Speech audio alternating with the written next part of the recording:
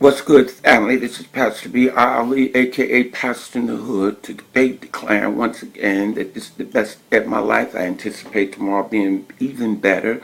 This is the day that the Lord has made, and I choose to rejoice and be glad in it.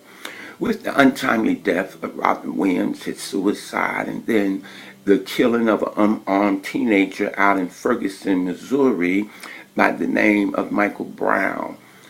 I see many mixed emotions when it deals with mental illness, and then also the police killing an unarmed man. And then I think about the violence that takes place in our communities, and why is it that some people are more indifferent to a person committing suicide because of his valuable contributions that he have left here on earth versus the life of an unarmed male who is shot by the police, or versus the life of so many that die in our hood every 5 seconds, every minute of the day.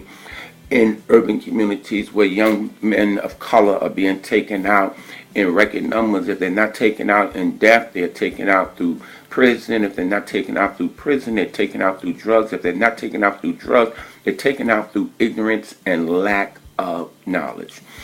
I want to maybe give you some insight of why we have this cultural phenomenon going on in today's society, because many of us that have been guilty of being bridge destroyers when it comes to relationships have not acknowledged our failure. We cling on to our success, but we refuse to acknowledge our failure.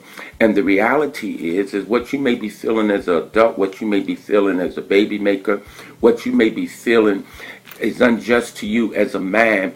Think about the children that you have left behind. Think about the lives of women that you have ruined. And think about those children that are rising up now with no love for themselves, no love for each other, and definitely not no love for you. I learned this lesson from a 16-year-old young lady who I had just finished lecturing a group of her peers, and she asked me a question which I would not divulge in this public forum, but it rocked my world and it changed my whole way of thinking. She put me in my place in a nice way. The Bible says you ought not to think more highly of yourself than you ought to. What she did was help me to renew my mind and let me be transformed by renewing my mind, because I was thinking one thing and she let me know what the reality is in her view of what I was thinking.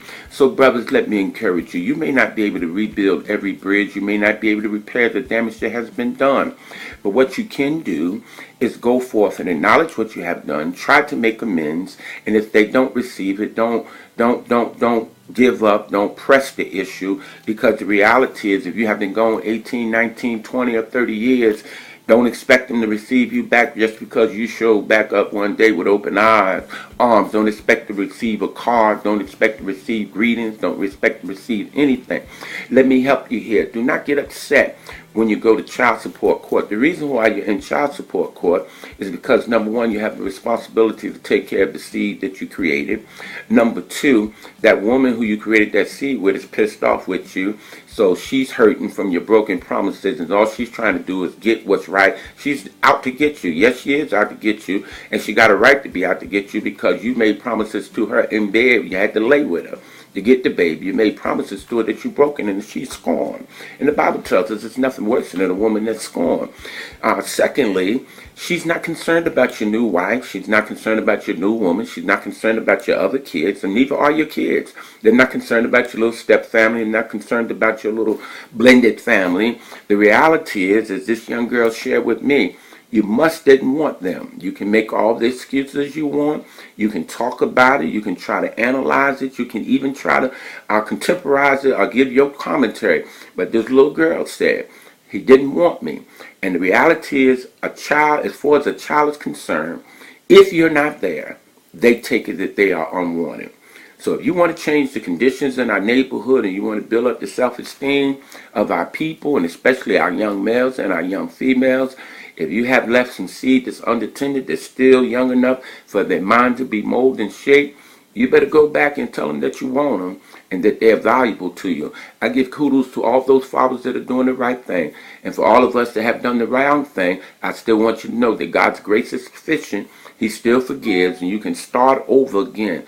All you have to do is make the effort. May this reality talk bless you, and I thank you for listening. Peace. Peace, family. I love you to life, and there's nothing you can do about it. Later.